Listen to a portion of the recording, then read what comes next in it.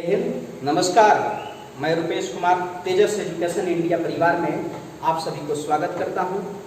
आज हम सभी बहुत ही इम्पोर्टेंट एक भाग है उसके बारे में देखना है, बहुत ही इम्पोर्टेंट भाग उसके बारे में पढ़ना है, जिससे किसी भी कंपटीशन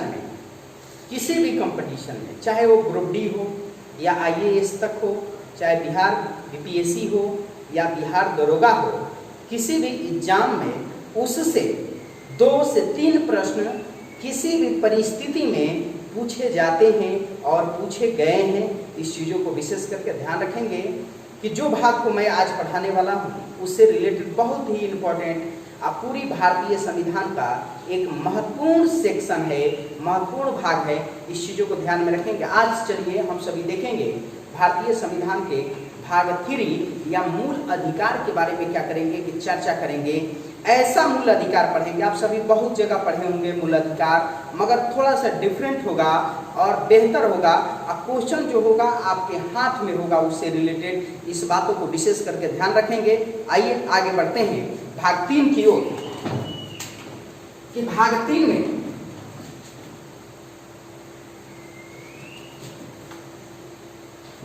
अगर भाग 3 की बात करें, भाग 3 की अगर बात करें तो भाग 3 में आपको अनुच्छेद 12 से लेकर अनुच्छेद 35 तक है, जनरल 35 तक है। और इसमें क्या दिया गया है कि मूल अधिकार, कौन सा अधिकार कि फंडामेंटल राइट, कि मूल अधिकार के बारे में बात करी गई है। किसके बारे में बात की गई है कि मूल अधिकार के बारे में।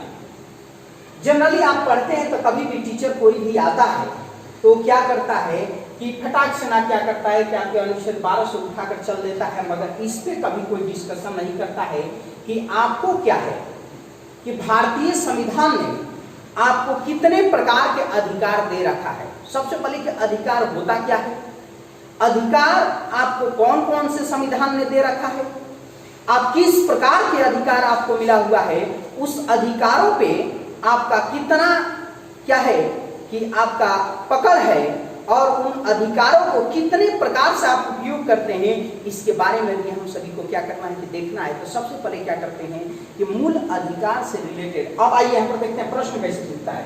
प्रश्न पूछेगा कि भारतीय संविधान के भाग 3 में निहित है।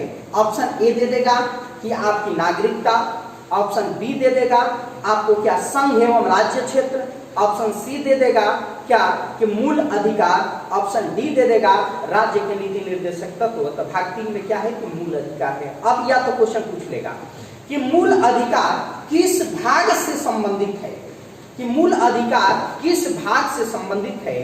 तो ऑप्शन ए दे देगा भाग 1, ऑप्शन बी दे देगा भाग 2, ऑप्शन सी दे देगा भाग 3, ऑप्शन डी दे देगा भाग 4। तो मूल अधिकार किस भाग में है तो भाग 3 में निहित है। इस बातों को विशेष करके क्या करेंगे कि ध्यान रखेंगे। अब आइए आगे बढ़ते हैं कि अगर पूछ लेगा अनुच्छेद 12 से लेकर 35 तक भारतीय संविधान अनुच्छेद 12 से लेकर 35 तक में कौन सा प्रावधान निहित है। ऑप्शन ए दे देगा नागरिकता, ऑप्शन बी दे देगा राज्य के नीति निर्देशक तत्व, ऑप्शन सी दे देगा आपको मूल अधिकार और ऑप्शन डी दे देगा मूल कर्तव्य। तो क्या होगा कि मूल अधिकार संबंधित प्रावधान क्या है कि निहित है। इस बातों को ध्यान रखिए। ये ऐसे आपके राइट्स है, मूल अधिकार जो है फंडामेंटल राइट्स जो है, ये ऐसे राइट्स है कि जो सरकार के विरुद्ध मिले हुए क्या है कि आपका अधिकार है कि इसका शोषण कोई आपका नहीं कर सकता। अगर जो कोई व्यक्ति शोषण इसका करता है तो न्यायालय उसको स्थापित करने के लिए और उस प्रक्रिया को या उस नियम को रद्द करने के लिए क्या है कि वचनबद्ध है। तो आइए सबसे पहले अधिकार देखते हैं। अधिकार कितने प्रकार का होता है फिर आगे हम कि अगर अधिकार की बात करें हम सभी, कि अगर अधिकार की बात करें, अधिकार बहुत ही इंपॉर्टेंट चीज है। यहां पर देखिए अधिकार बहुत प्रकार के, आपको ये पता नहीं होगा या होगा भी तो कौन कौन से आपको अधिकार मिला हुआ है। सबसे पहले इस बातों को ध्यान में रखेंगे कि अधिकार आपको कौन से, आप बोलते हैं बहुत सारा। तो पहले सबसे पहले बात आपको बात करें कि मानवाधिकार, कौन सा? मानवाधिकार। ये मानवाधिकार जो है इसको कहते हैं ह्यूमन राइट्स। क्या कहते हैं? कि ह्यूमन राइट्स। मानवाधिकार बहुत ही इंपॉर्टेंट एक अधिकार है, इस बातों को ध्यान में रखेंगे, मानवाधिकार। अब यहाँ पर प्रश्न बनता है, दूसरी क्या है कि एक आपको मिला हुआ अधिकार है जिसको कहते हैं मौलिक अधिकार। कौन सा? कि मौलिक अधिकार। ये जो मौलिक अधिकार है, दूसरा कौन सा अधिकार है? कि मौलिक अधिकार। इसको कहते हैं फंडामेंटल राइट्स। क्या कहते हैं? कि फंडामेंटल राइट्स। दूसरा ये अधिकार, मौलिक अधिकार मिला हुआ है। तीसरी क्या है? कि तीसरी जो अधिकार की हम बात करें तो तीसरी अधिकार है जिसको संवैधानिक अधिकार। कौन सा? कि संवैधानिक अधिकार। कि संवैधानिक अधिकार ये क्या है? कि कॉन्स्टिट्यूशन राइट्स। क्या है? Constitution rights. ये कॉन्स्टिट्यूशन राइट्स है, संवैधानिक अधिकार। उसके बाद एक है आपका, एक नेक्स्ट जो अधिकार मिला है संविधिक अधिकार। ये जो संविधिक अधिकार है बहुत ही इंपॉर्टेंट है, इसको कहते हैं लीगल राइट्स। क्या कहते हैं? कि लीगल राइट्स। आपके पूरे कॉन्स्टिट्यूशन में, पूरे संविधान में आपको जनरली किसी व्यक्ति को आपको क्या है कि आपको 4 प्रकार के अधिकार दिए गए हैं। आम इस बातों को ध्यान रखेंगे पहले कि मानवाधिकार आप किसे कहते हैं? तो मानवाधिकार क्या होता है कि वो नेचुरल होता है, गॉड गिफ्टेड होता है। कि अगर किसी व्यक्ति के, अगर मानवाधिकार का डेफिनेशन करें तो देश के किसी भी व्यक्ति या किसी भी मानव जाति के वो अपने बौद्धिक और नैतिक विकास में कोई व्यक्ति उसका क्या परिवर्तन नहीं करेगा। बौद्धिक एवं नैतिक कि अगर आप हैं तो आपकी अगर मान लीजिए कि हाइट का भी, आपका हाइट अगर मान लीजिए 6 फीट का हो रहा है तो उसमें कोई परिवर्तन करके उसको 5 फीट नहीं करेगा।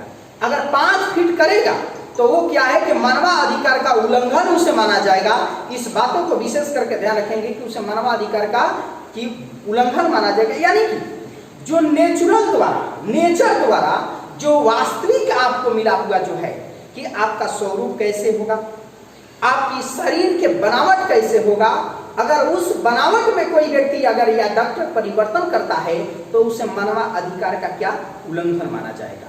कि आपकी हाइट अगर 1.5 फीट है तो आपके ये नहीं होगा कि आपका 50 फीट हाइट उसको बढ़ा दिया जाएगा। ऐसे ही अधिकारों को क्या कहते हैं कि मानवाधिकार कहते हैं। इस बातों को ध्यान में रखें। अब आइए बात करते हैं मौलिक अधिकार। मौलिक अधिकार किसे कहते हैं?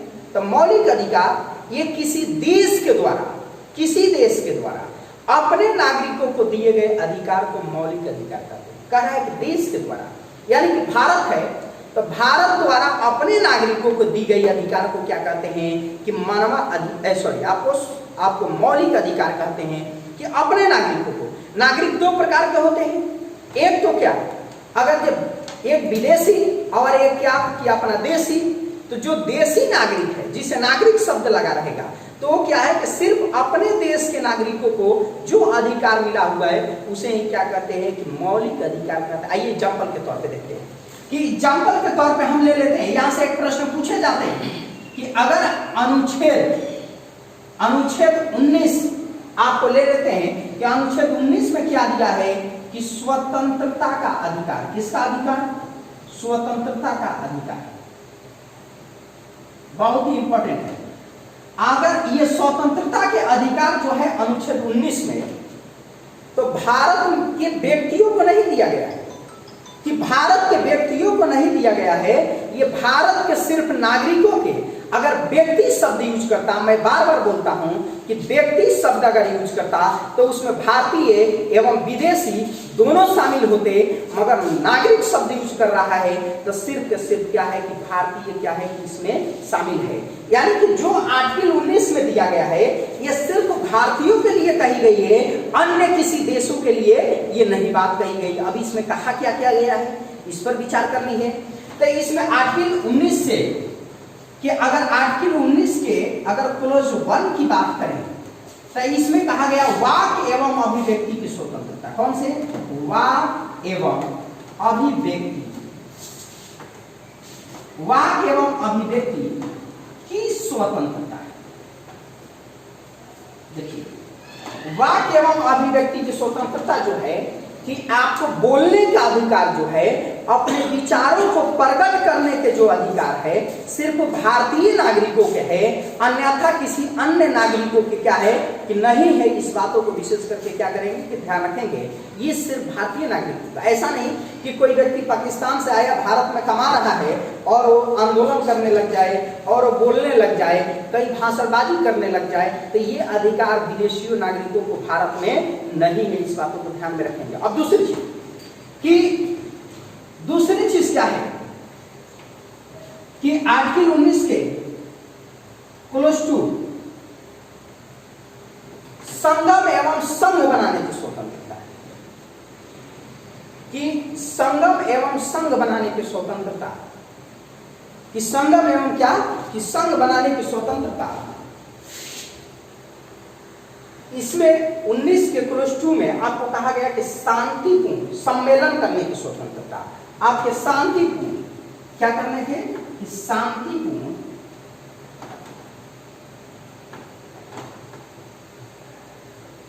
सम्मेलन करने की स्वतंत्रता है, करने की स्वतंत्रता। शांतिपूर्ण की बात की गई कि 19 के क्लोज 2 में कहा गया कि आप शांतिपूर्ण सम्मेलन करने की स्वतंत्रता है, कहीं पर भी आप क्या सम्मेलन कर सकते हैं, उस पर कोई बाधा नहीं डालेगा। इस बातों को ध्यान रखिए। तीसरी चीज है इसमें कही गई जो है अनुच्छेद आपको 19 के क्लोज 3 में कि संगम एवं संघ बनाने की स्वतंत्रता है। संगम मतलब होता है कि आप कहीं कहीं पूजा पाठ कर रहे हैं या समागमन, यानी कि 4 लोगों से अधिक लोग क्या करना इकट्ठा होना, कि कहीं आप पूजा पाठ कर रहे हैं और संघ बनाने की स्वतंत्रता है। संघ बनाने की स्वतंत्रता यानी कि आप विद्यार्थी है तो विद्यार्थी संगठन बनाइए, विद्यार्थी संघ बनाइए। आप अगर मजदूर है तो मजदूर संघ बनाइए। अगर आप किसान है तो किसान संघ बनाइए। आप इंजीनियर है इंजीनियर संघ बनाइए। अगर कोई व्यक्ति टीचर है तो टीचर संघ बनाएगा। तो ऐसा संघ बनाने की स्वतंत्रता की गई है, आपकी बात की गई सिर्फ वो भारतीय को। ये नहीं कि कोई विदेशी नागरिक भारत में आकर रह रहा है और वो संगठन बना लेगा और संगठन बनाकर क्या करेगा कि बाद में फिर से भारत की क्या आंतरिक जो शांति है उसको भंग करने का वो कोशिश करेगा, इसीलिए इस पर प्रतिबंधित की गई है। अब आगे नेक्स्ट कि संगम एवं संघ बनाने की स्वतंत्रता।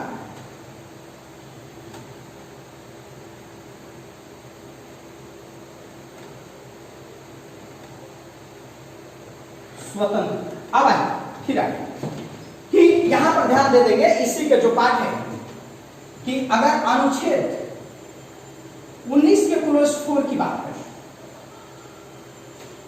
तो इसमें कहा गया है कि अबाध रूप से पूरे भारतीय राज्य क्षेत्र में, अबाध मतलब क्या होता है स्वतंत्र, कि अबाध रूप से पूरे भारतीय राज्य क्षेत्र में आपको भ्रमण करने की स्वतंत्रता, कि अगर देश के कोई नागरिक है, नागरिक की बात करें व्यक्ति की नहीं, कि भारत का कोई नागरिक है तो कन्याकुमारी से लेकर जम्मू कश्मीर तक, अगर गुजरात के आपको क्या ओखा से लेकर अरुणाचल प्रदेश के पृथु तक क्या कर सकता है कि स्वतंत्र रूप से वो भ्रमण कर सकता है। इसमें कोई डाउट नहीं, भारतीय नागरिकों को कोई व्यक्ति नहीं रोकेगा। अगर वही व्यक्ति कोई विदेशी आता है तो उस विदेशी को क्या करेगा कि पहले वहां से आने के बाद पर्यटन मंत्रालय जाएगा, फिर वहां से क्या करेगा अपना फिर लेगा लिस्ट कि हमको इन क्षेत्रों में जाना है घूमने के लिए, तो वहां का परमिशन लेगा। उस क्षेत्रों में जाने के बाद उसे क्या की जाएगी, देख रेख सुरक्षा प्रोटेक्ट कराया जाएगा। तो इसी चीज को विशेष करके ध्यान रखेंगे कि अबाध रूप से भ्रमण करने की स्वतंत्रता जो है आपको मिली हुई है। ये भी क्या आर्टिकल 19 के तहत ये सिर्फ भारतीय नागरिकों के है, न कि कोई विदेशी नागरिकों को। अब इसी में आर्टिकल 19 के क्लोज 4 क्लोज 5 इसमें कहा गया है कि पूरे भारतीय राज्य क्षेत्र में कहीं भी निवास करने एवं बसने की स्वतंत्रता की बात की गई है। कहीं पर कि पूरे अगर भारतीय नागरिक आप हैं तो कहीं पर भी आप निवास कर सकते हैं। निवास मतलब अपना पटना जाकर पढ़ सकते हैं, इलाहाबाद जाकर पढ़ सकते हैं, दिल्ली जाकर पढ़ सकते हैं, आप पढ़ते भी हैं। आप मुंबई जाकर पढ़ सकते हैं, कोई प्रतिबंधित नहीं कहेगा। कोई कहेगा नहीं आपको कि आप बिहार से हो, आप दिल्ली कैसे आ गए, आप दिल्ली के हो, मुंबई कैसे चले गए। आपको इस चीजों पर प्रतिबंधित नहीं किया गया है। दूसरी चीज, आप पूरे भारतीय राज्य क्षेत्र में कहीं पर आप जगह यानी कि जमीन खरीद कर आप क्या कर सकते हैं कि बस सकते हैं अस्थाई तौर पे। वहां पे आप अगर बिहार के हैं तो इलाहाबाद में जगह खरीद कर आप क्या कर सकते हैं, बस सकते हैं। अगर आप इलाहाबाद के हैं तो मुंबई में जगह खरीद कर क्या कर सकते हैं, बस सकते हैं। आपको कोई व्यक्ति ये नहीं कहेगा कि आप मुंबई से कहाँ आए हो, बिहार क्यों आ गए, और बिहार से कहाँ गुजरात क्यों चले गए, इस पर कोई व्यक्ति नहीं बोलेगा। वही अगर विदेशी व्यक्ति कोई है तो उसको बसने की स्वतंत्रता नहीं है।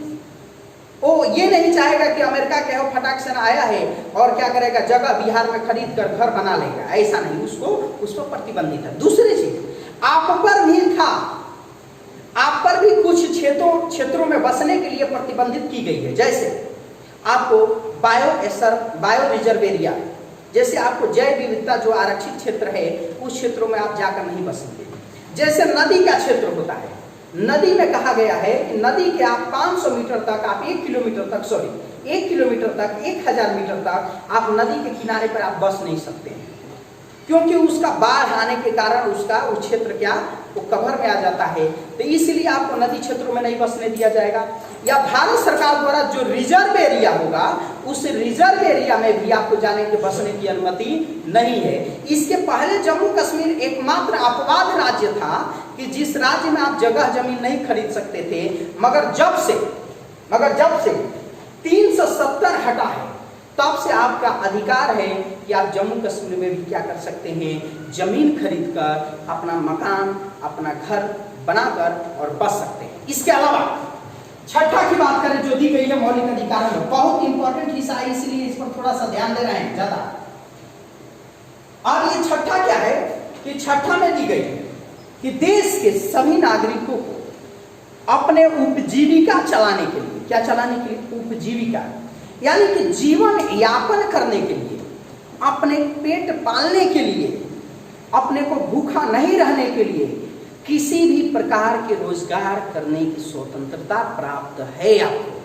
हाँ, यहां पर एक चीज लगा देता है किंतु कोई आप ऐसे रोजगार नहीं करेंगे जो संविधान विरोधी हो और समाज विरोधी हो। आप कोई भी रोजगार कर सकते हैं, आप पकौड़ा बेच सकते हैं, बाटी चोखा बेच सकते हैं, लिट्टी बेच सकते हैं, आप कोई भी काम कर सकते हैं, किंतु वैसे काम नहीं करेंगे जो समाज विरोधी हो और कॉन्स्टिट्यूशन क्या उसका विरोध करता हो। जैसे कि आप नक्सलवादी संगठनों में शामिल नहीं हो सकते, ISI का एजेंट नहीं बन सकते, आप अपने क्षेत्र में बारूद संबंधित कार्यक्रम, विस्फोटक सामग्री नहीं बना सकते, आप अल्कोहल संबंधित कार्य नहीं कर सकते, आप अपने क्षेत्रों में किसी प्रकार के आप जो असामाजिक जो तत्व है जैसे वेश्यावृत्ति, इन सभी चीजों में संलग्न नहीं हो सकते हैं। इन सभी चीजों पर क्या किया गया है कि प्रतिबंधित किया गया है।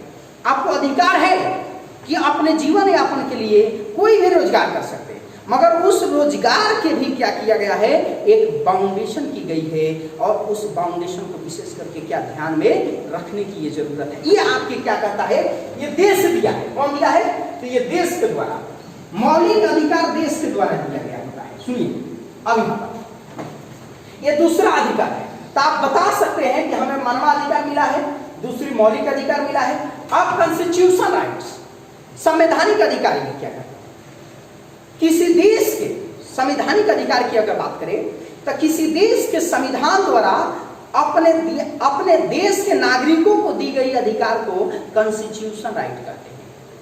अब प्रश्न यहां पर बनता है कि मौलिक अधिकार और कॉन्स्टिट्यूशन राइट्स में अंतर क्या है। दूसरी चीज कि आपके क्या सभी मौलिक अधिकार कॉन्स्टिट्यूशन राइट्स है, या सभी कॉन्स्टिट्यूशन राइट आपको सभी मौलिक अधिकार है। तमाम प्रकार के प्रश्न बन सकते हैं, मगर यहां पर देखना संवैधानिक अधिकार की हम बात कर रहे हैं। संवैधानिक अधिकार में क्या है कि ये संविधान आपको अधिकार दी है किसी देश के संविधान द्वारा, वह भी अपने देश के नागरिकों के लिए, न कि कोई विदेशी के लिए, अपने देशों के नागरिकों के लिए दिए गए अधिकार को क्या कहते हैं, संवैधानिक अधिकार कहते हैं। आइए देखते हैं क्या क्या संवैधानिक अधिकार है, इसको विशेष करके ध्यान रखिए। अब यहाँ पर दो चीजें, आर्टिकल 2 देखना है।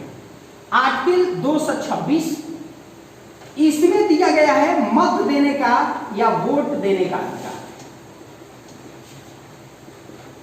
अधिकार।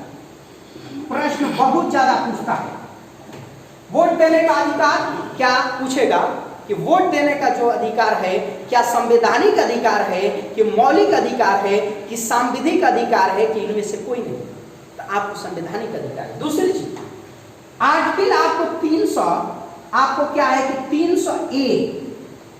301 ये संपत्ति का अधिकार, संपत्ति का अधिकार, संपत्ति का अधिकार, ये बहुत ही इंपॉर्टेंट सेक्शन है।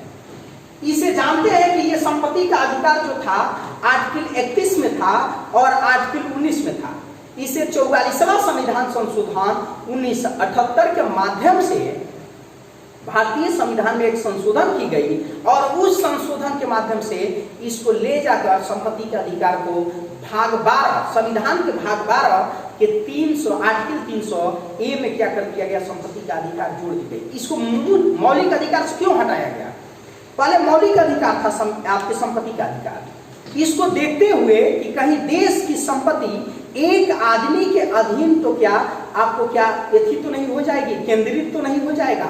अगर एक आदमी के अंतर्गत अगर केंद्रित हो जाएगा तो उस स्थिति में वो तानाशाही प्रवृत्ति क्या करेगा, अपना रुख कर लेगा। तो इसी को देखते हुए तो याद रखेंगे दो चीजें, ये क्या है कि आपको संवैधानिक अधिकार। अब दूसरी चीज सांविधिक अधिकार की बात करें, लीगल राइट्स। सांविधिक अधिकार की बात करें कि किसी देश के विधायिका द्वारा, विधायिका जो कानून बनाती है वो चाहे ग्राउंड लेवल पर हो चाहे उच्च स्तर पर, कि देश के विधायिका द्वारा समय समय पर दिए जाने वाले अधिकार को क्या कहते हैं, सांविधिक अधिकार है। एग्जाम्पल के तौर पे आपको आई कि इसमें क्या क्या दी गई है, तो निंदा का अधिकार, कौन सा, निंदा का अधिकार। दूसरा चीज भोजन का अधिकार, तीसरा सूचना प्राप्त करने का अधिकार। देखिए निंदा का अधिकार क्या है कि सांविधिक अधिकार है कि कोई भी व्यक्ति सोया हुआ है तो उसको कोई व्यक्ति डिस्टर्ब नहीं कर सकता है।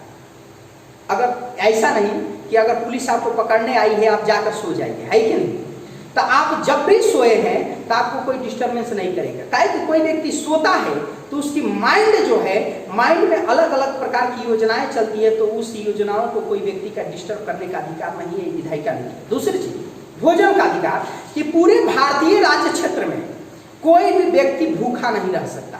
अगर कि कोई व्यक्ति भूखा रहता है तो वहां के प्रशासन को सूचित करे, वो खाना उपलब्ध कराएगा। अगर कोई व्यक्ति भूखा रहता है तो उस राज्य की असफलता के बारे में दर्शाता है।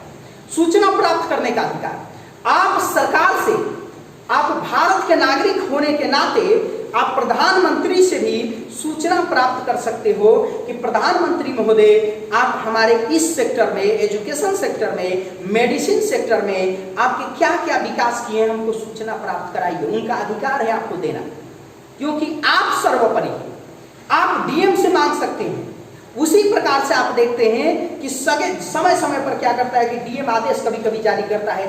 ज्यादा गर्मी हुई तो कहता है कि कोचिंग संस्थाएं 10 दिनों के लिए क्या रहेगा, गर्मी के कारण बंद रहेगी। तो ये संसद द्वारा पारित नहीं होता है, ये विधायिका को अधिकार दी गई है।